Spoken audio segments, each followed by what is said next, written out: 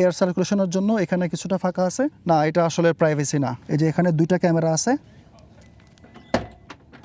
এটার yearly AIT হচ্ছে ৭৫,০০০ টাকা। এটা ১,৫,০০,০০০ থেকে ১,১৫,০০,০০০ টাকার রেঞ্জের একটা গাড়ি। সিট রিক্লাইন করে না, এসির কন্ট্রোল থেকে শুরু করে সিট ভেন্টিলেশন সব কিছু বাটন সিস্টেম। লাক্সারি সেগমেন্টের গাড়িগুলোতে কিন্তু কেবিন কোয়াইটনেসটা খুব ইম্পর্ট্যান্ট। যেই গাড়ি বেশি দুলবে ওইটা এই মানে দুলুনিতেই একটা এক্সট্রা ক্লান্তি আসে অনেকক্ষণ চলার পরে। ড্রাইভারকে সিটের সাথে প্ল্যান্টেড করে ফেলতেছে এরকম একটা ফিল আছে।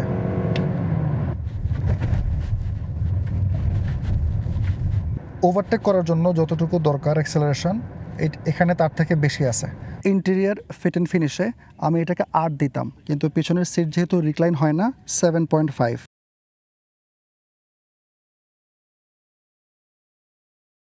আসসালামু আলাইকুম, আমি সাইদি হোসাইন। আশা করি সবাই ভালো আছেন। আজকে গাড়িটা হচ্ছে টয়োটা ক্রাউন ক্রসওভার জি অ্যাডভান্সড লেদার প্যাকেজ 2022 মডেল। কালারটা হচ্ছে পার্ল হোয়াইট। এই নতুন ক্রাউনের কিন্তু বেশ কয়েকটা ভ্যারিয়েন্ট আছে। একটা হচ্ছে সেডান, একটা হচ্ছে ক্রসওভার এটা, আর একটা আছে স্পোর্ট। তো আপনারা যদি ক্রাউনের ডিটেইলড ভ্যারিয়েন্টগুলো জানেন কমেন্টে জানাতে পারেন। এই গাড়িগুলোর প্রাইস রেঞ্জ হচ্ছে ১,৫,০০,০০০ থেকে ১,১৫,০০,০০০। এটা ভ্যারি করবে অপশন গ্রেড, মাইলেজ ইত্যাদির উপর। আজকের আমাদের গাড়িটা দিয়েছে ট্রেডিং এনি কার, তাদেরকে ধন্যবাদ। আমি গত কয়েকটা ভিডিও থেকে SH রেটিং বা সাইদি হোসাইন্স রেটিং শুরু করছি। তো আজকে এই গাড়িটার exterior design, interior fit and finish, driving impression এবং প্যাসেঞ্জার রাইড কমফোর্ট, এই 4টা ক্যাটাগরিতে 1 থেকে 10-এর মধ্যে একটা রেটিং দিব এবং ওভারঅল একটা রেটিং আসবে। আমি বলে রাখি, এটা সম্পূর্ণ আমার পার্সপেক্টিভ। এটা আপনার সাথে মিলতেও পারে, নাও মিলতে পারে। তো চলুন দেরি না করে শুরু করি।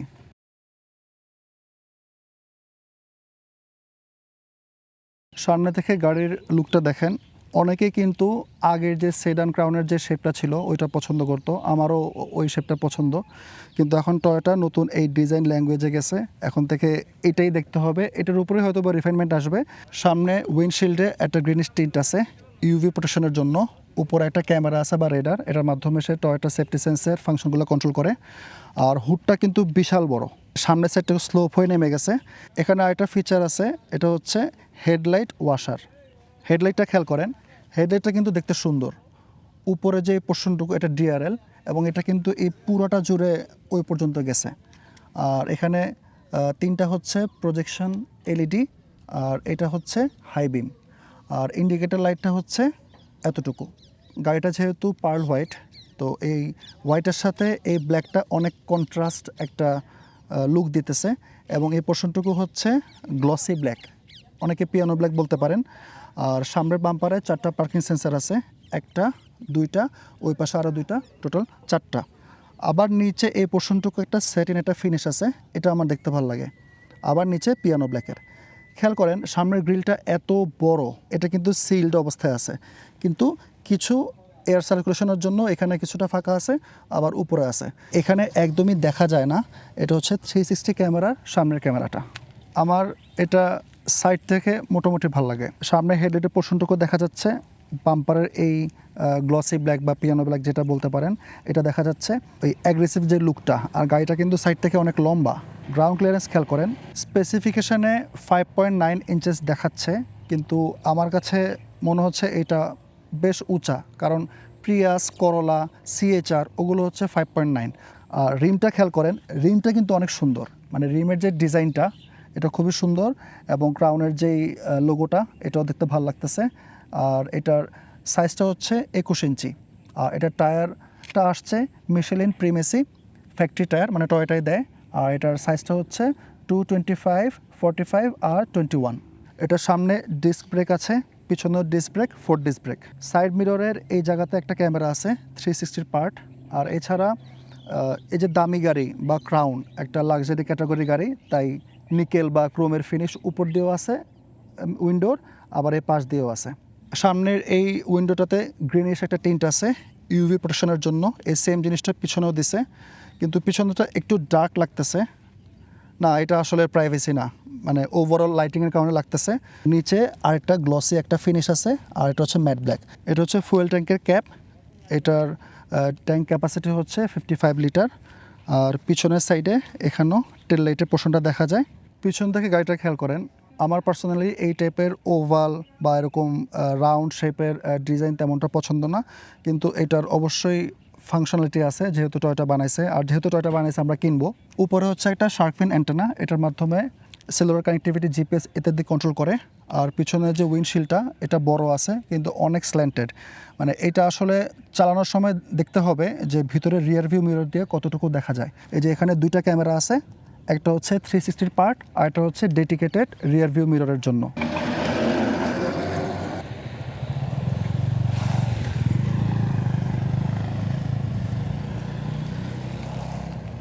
টেল লাইটের এই পুরা পোর্শনটুকু হচ্ছে পার্কিং দিলে জ্বলবে, এটা দেখতে ভালো লাগে। ব্রেক পেডাল প্রেস করলে এটা জ্বলবে। আর ইন্ডিকেটর লাইটটাও এখানে এখানে ক্রাউনের ব্যাচটা একদম লেটার বাই লেটার দিয়ে দেওয়া। সামনের মতো পিছনের বাম্পারেও 4টা পার্কিং সেন্সার আছে, একটা, দুইটা আর ওই পাশে দুইটা, টোটাল 4টা। দুইটা রিফ্লেক্টর আছে। একটা সমস্যা হচ্ছে রিভার্স গিয়ারের লাইটটা হচ্ছে এই জায়গায়, এইটার প্লেসমেন্টটা আসলে উপরে দেওয়া উচিত ছিল, কারণ এখানে দিলে পিছনের গাড়িটা যদি কাছাকাছি আসে তখন কিন্তু সে এই গাড়িটা কি পিছনে আসতেছে কিনা কোনো কারণে ও কিন্তু দেখতে পারবে না। আর এই গাড়ির আরেকটা ইউনিক জিনিস হচ্ছে এটা হাইব্রিড হওয়া সত্ত্বেও এই ব্যাচটা কিন্তু ফুল ব্ল্যাক। ট্রাঙ্ক স্পেসটা দেখাই, এই ট্রাঙ্কটা খোলার জন্য আপনারা চাইলে এখান থেকে খুলতে পারবেন, রিমোট একটা বাটন আছে আর বুট কিক অপশনটা আছে। আমার হাতে চাবি, এটা কিন্তু খুবই কাজের ফিচার। প্রথমে মনে হবে লাগবে না, কিন্তু একবার এটাতে ইউজ টু হয়ে গেলে দেখা গেছে আপনি সবসময় এভাবেই ট্রাঙ্কটা ওপেন করবেন। তো ট্রাঙ্কের ভিতরের যেই স্পেসটা এটা ডিসেন্ট, গাড়ির যে সাইজ আছে সাইজ অনুযায়ী কিন্তু এটা ডিসেন্ট, কিন্তু অ্যাকচুয়ালি আসলে ক্রাউনে কেউ মালামাল টানবে না, কিন্তু লাগেজ ওঠানোর জন্য বা হাইওয়েতে গেলেন ফ্যামিলি নিয়ে মালামাল তুলতে পারবেন। ওপেনিংও ঠিক আছে এবং ডিপ আছে। আর এখানে একটা পাওয়ার আউটলেট আছে, এসি 100 ভোল্টের 1500 ওয়াট। এইটা দিয়ে কিন্তু ওভেন চালাতে পারবেন, মানে এরকম পাওয়ার আছে গাড়িটাতে। আর এখানে একটা লিক রিপেয়ার কিট আসছে। আর এটা বন্ধ করার জন্য এখানে একটা সুইচ আছে, অথবা আপনার হাতে ধরেন শপিং ব্যাগ ট্যাগ আছে, জাস্ট এভাবে একটা জেস্টার দিবেন। লাগলো না, টয়োটা মান সম্মান রাখছে।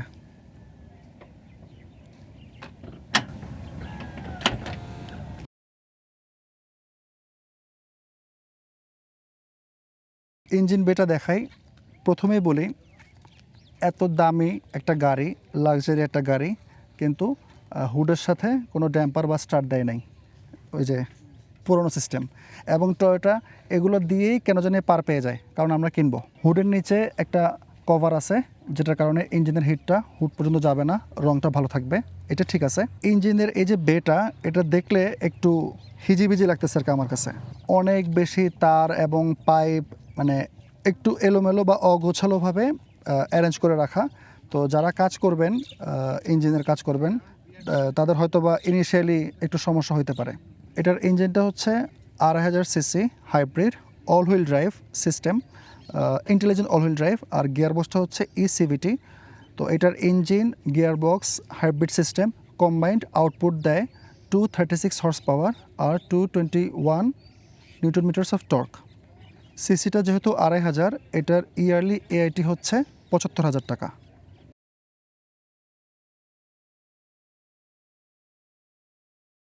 রিয়ার কেবিন স্পেসটা দেখাই। দরজাটা যথেষ্ট পরিমাণ খোলে এবং হিঞ্জটাও বেশ ভালো, মানে ভালো বিল্ড কোয়ালিটি ফিল দিচ্ছে। তো উঠে বসি।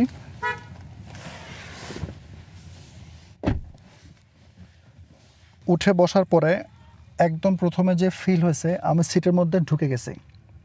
মানে এটা আমি একটু আগেই চেক করছিলাম। এই গাড়িতে, মানে গাড়িটার নাম হচ্ছে টয়োটা ক্রাউন, একটা লাক্সারি লাইন ওদের, এবং অনেক দামি একটা গাড়ি, অ্যাটলিস্ট আমাদের দেশের প্রেক্ষাপটে। এখানে সিট রিক্লাইন করা যায় না, মানে পিছনের সিটটা, এই যে আমি বসছি যে পজিশনে আছি এভাবেই থাকবো, সিট রিক্লাইন করা যায় না। তো এটা বসার সাথে সাথেই ফিল হচ্ছে। এমনিতে সিট কমফোর্টেবল, লেদার সিট, লেদারটা সফট, এখানে কোনো সমস্যা নেই, সিটটা কমফোর্টেবল, কিন্তু মানে সিট রিক্লাইন হয় না। আমি অবাক হয়ে যাই, এবং টয়োটা এই টাইপের কাজ করে কিন্তু পার পেয়ে যায়। কারণ ওরা রিলায়েবল, ওয়ার্ল্ড ওয়াইড রিলায়েবল, এটা আমি অস্বীকার করি না। কিন্তু ক্রাউনের মতো একটা গাড়িতে অ্যাটলিস্ট ক্রাউনের নামটার জন্য ওদের এই গাড়িতে কোনো ফিচার অমিট করা উচিত ছিল না।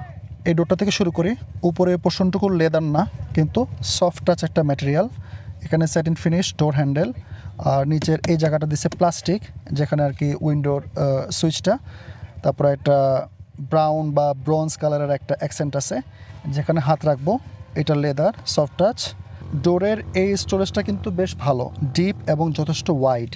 একটা নর্মাল সাইজ ফোন এখানে আরামসে এটা যাচ্ছে। যদি প্রো ম্যাক্স বা এক্সেল বা আলট্রা যেই টাইপের ফোনই হোক না কেন, এটা এখানে এটা যাবে। তো এটা খুবই ইউজফুল এই স্টোরেজটা। নিচে একটা বোতল হোল্ডার আছে, শুধু এতটুকুই, আর বেশি তেমন স্টোরেজ নাই। আর স্পিকারটা হচ্ছে নিচে।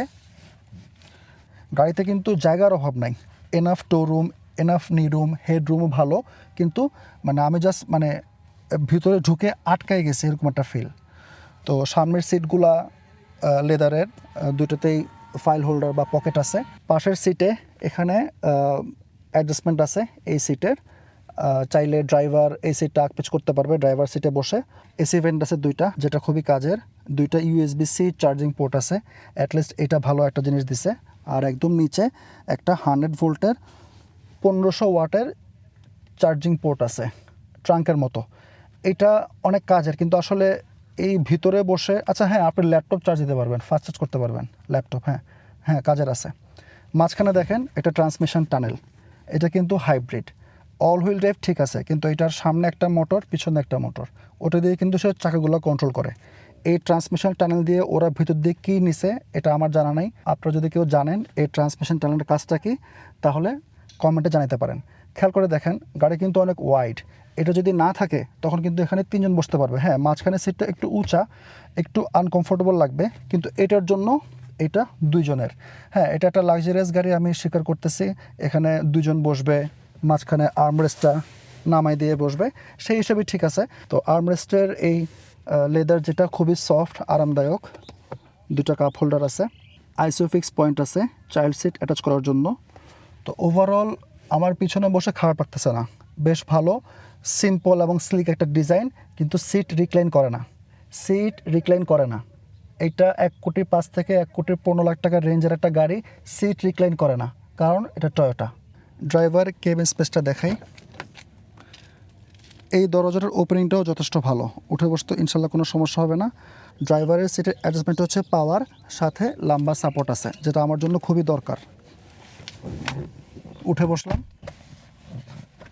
এই যে দেখেন উঠে বসার পরে মানে খুব ভালো লাগতেছে, যেহেতু সিট রিক্লাইন করা যায়।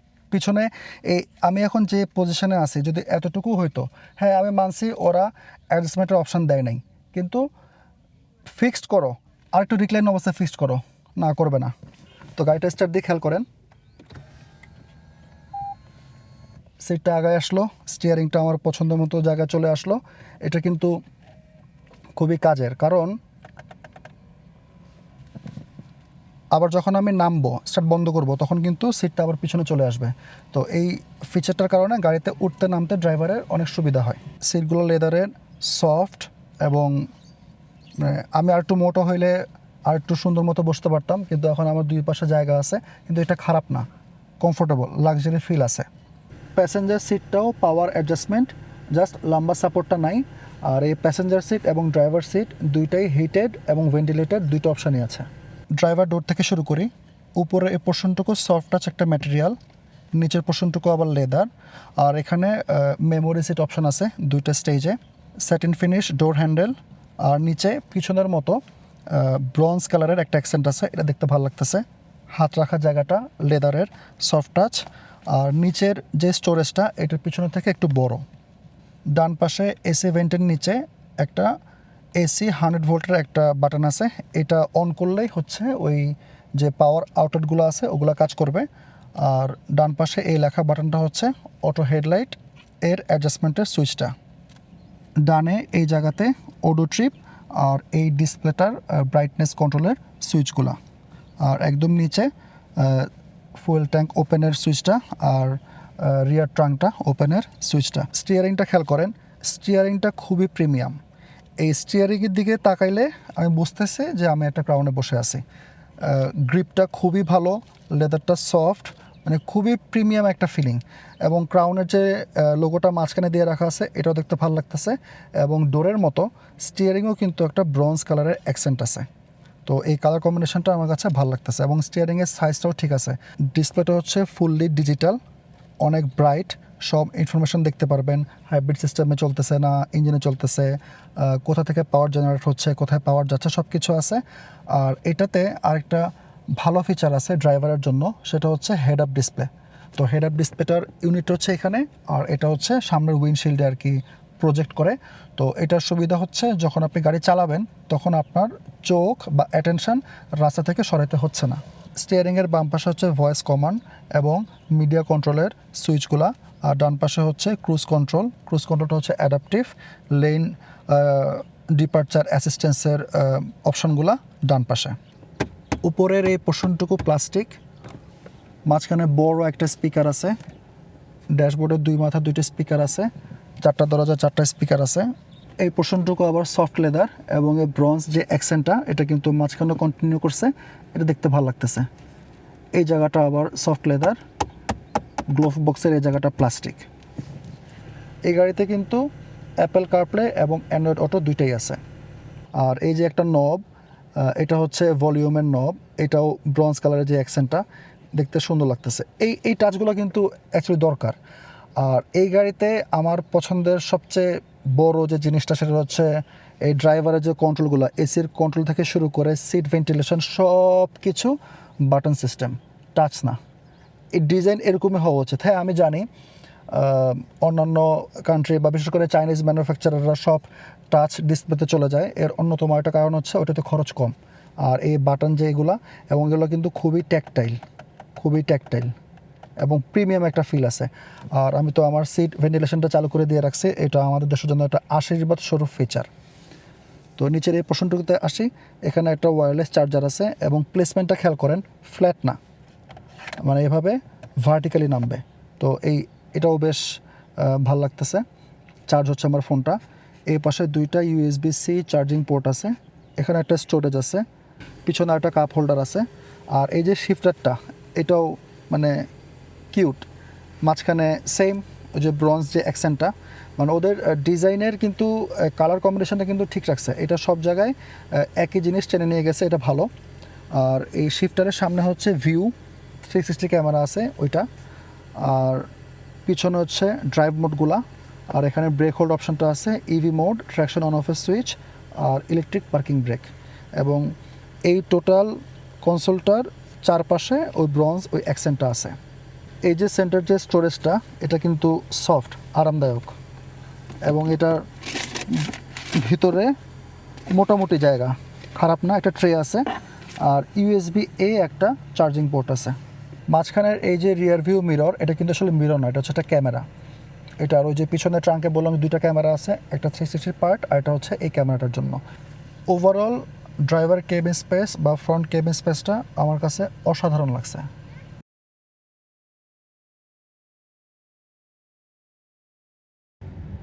প্যাসেঞ্জার রাইড ইমপ্রেশন, প্রথমেই বলি যে সিটটা কমফোর্টেবল আছে, লেদারটা সফট, কোনো সমস্যা নাই, কিন্তু এটার কোনো অ্যাডজাস্টমেন্ট নাই।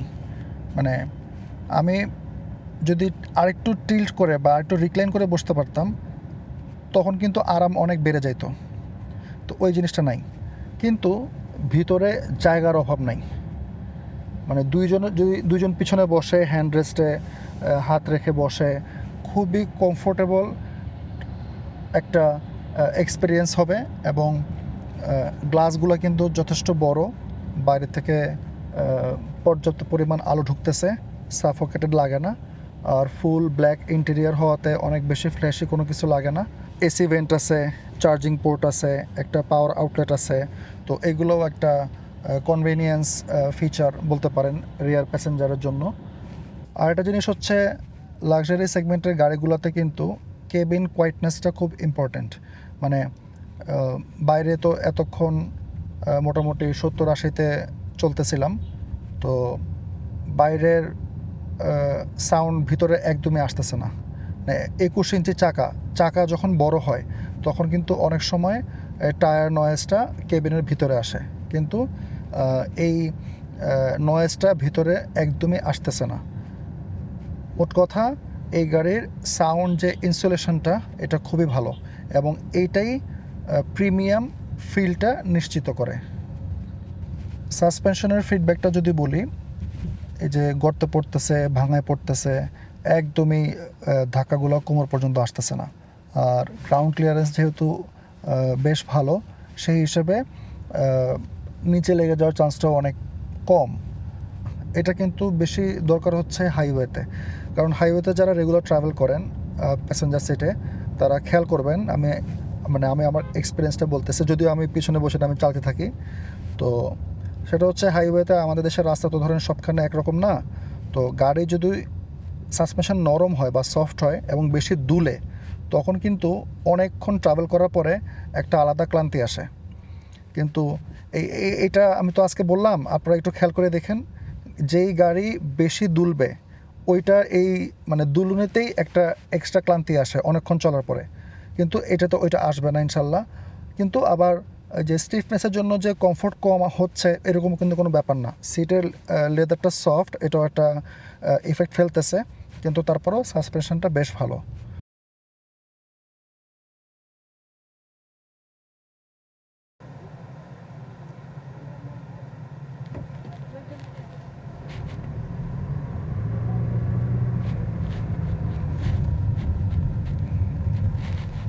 সিটগুলো খুবই কমফোর্টেবল এবং সাপোর্টিভ, আর সিট ভেন্টিলেশন চালু করে দিছি।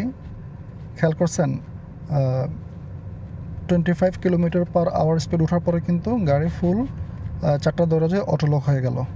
তো বলতেছিলাম সিট ভেন্টিলেশনটা খুবই কাজের একটা ফিচার। সামনের কার্ভটা একটু জোরে নিব, আর এখানে একটা বাম্প আছে, না খুব সুন্দর মতো অ্যাবজর্ভ করছে।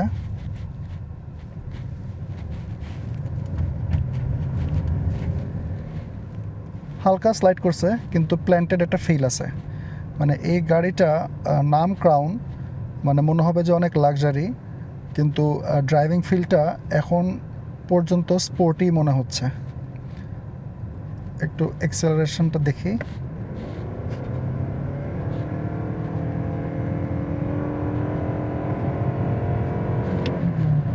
খুবই রেসপন্সিভ অ্যাক্সেলারেশনটা।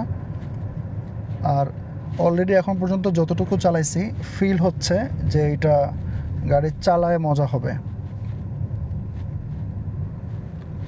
আরেকবার দেখি, অ্যাক্সেলারেশনটা ড্রাইভারকে সিটের সাথে প্ল্যান্টেড করে ফেলতেছে, এরকম একটা ফিল আছে। বেশ ভালো অ্যাক্সেলারেশন। ইভেন ব্রেকিংটাও বেশ ভালো, প্রোগ্রেসিভ।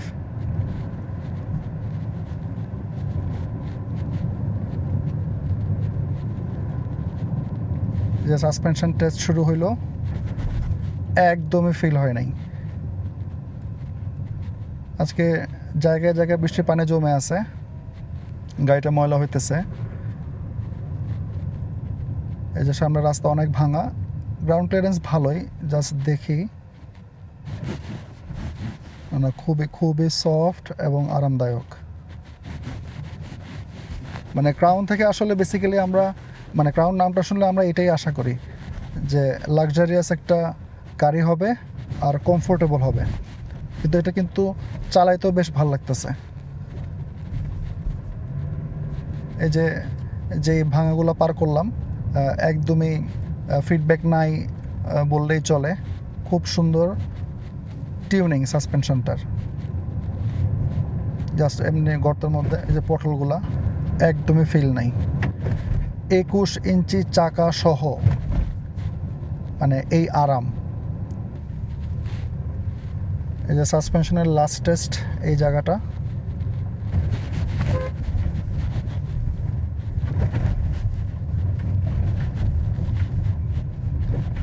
খুবই ভালো ফিডব্যাক।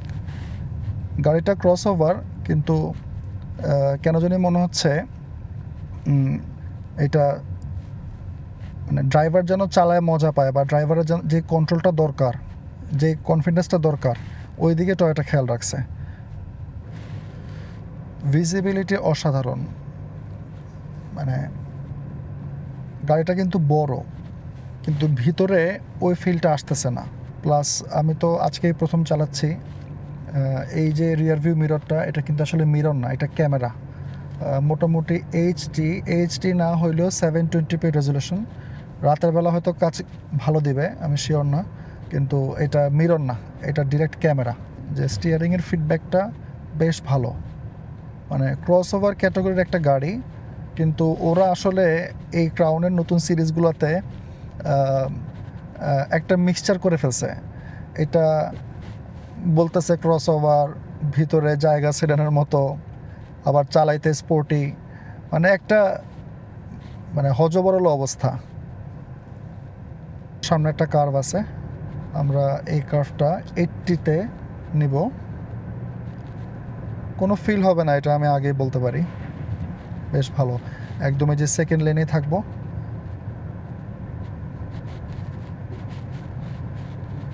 খুবই ইজি কন্ট্রোল আর খুবই কমফোর্টেবল।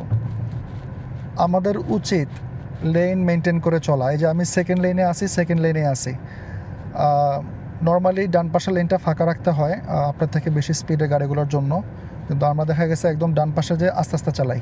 এক্সেলারেশনের যে সুবিধাটা, এই গাড়িটা কিন্তু নিয়ে রেগুলার হাইওয়েতে যাওয়া যাবে, গ্রাউন্ড ক্লিয়ারেন্স যথেষ্ট।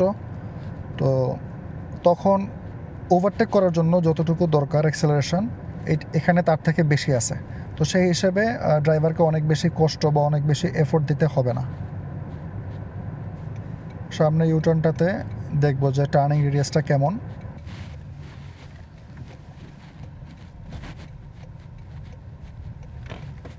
না, টার্নিং রেডিয়াস এনাফ, এত বড় গাড়ি খুব সুন্দর মতো ইউটার্নটা নিয়ে ফেললাম। সিটিতে কোনো সমস্যা হবে না।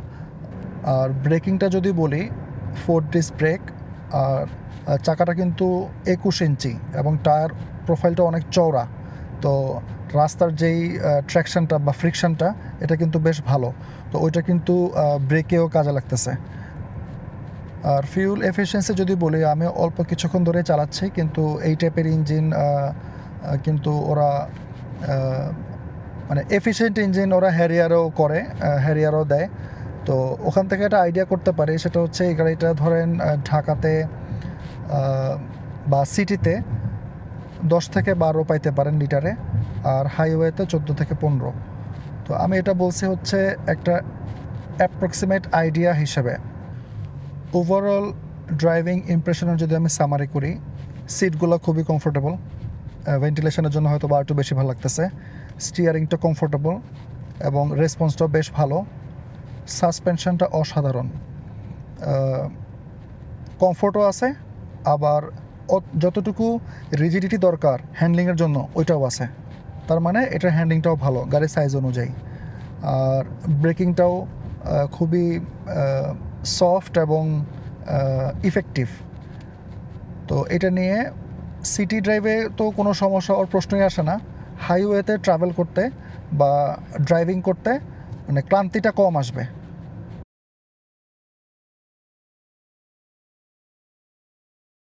সবশেষে বলতে চাই, এই গাড়িটা কাদের জন্য? যারা টয়োটা কিনবেন, এটা তাদের জন্য। ডিজাইন কারো পছন্দ হবে, কারো পছন্দ হবে না, কিন্তু অবশ্যই এই ডিজাইনের পিছনে ফাংশনাল রিজন আছে। ফিউল এফিসিয়েন্সি ভালো, গাড়ির সাইজ এবং 2000 সিসি সেই হিসেবে খুবই কমফোর্টেবল ড্রাইভার পার্সপেক্টিভ এবং প্যাসেঞ্জার দুইটা ক্ষেত্রেই। টয়োটা কিন্তু ওয়ার্ল্ড ওয়াইড রিলায়েবল এবং এই জন্য ওরা এখনও মার্কেটে আছে, কিন্তু কিছু কিছু জিনিস ওদের চেঞ্জ করতে হবে, কারণ কম্পিটিশন এখন অনেক বাড়ছে। তো এই গাড়িটা সিটি ইউজ, অফিসে যেতে পারবেন, তারপরে হাইওয়ের জন্য খুবই ভালো। গ্রাউন্ড ক্লিয়ারেন্স, এক্সেলারেশন, ব্রেকিং, তারপর সাসপেনশন ফিডব্যাক সব কিছু ভালো। তো হাইওয়ের জন্য এটা খুবই রেকমেন্ডেড একটা গাড়ি হতে পারে। এই গাড়িটার এখন SH রেটিং দিব। এক্সটেরিয়ার ডিজাইনে এটা পাচ্ছে 6, ইন্টেরিয়ার ফিট অ্যান্ড ফিনিশে আমি এটাকে 8 দিতাম, কিন্তু পিছনের সিট যেহেতু রিক্লাইন হয় না, 7.5। ড্রাইভিং ইমপ্রেশন 8, এই টাইপের গাড়ির জন্য যতটুকু দরকার এনাফ, এবং প্যাসেঞ্জার ইমপ্রেশনও আমি 8 দিচ্ছি। এটার ওভারঅল SH রেটিংটা আসতেছে 7.375। এটা আমার পার্সপেক্টিভ, এটা আপনার সাথে মিলতেও পারে, নাও মিলতে পারে। আজ এ পর্যন্তই, সবাই ভালো থাকবেন, আমার জন্য দোয়া করবেন। আল্লাহ হাফেজ।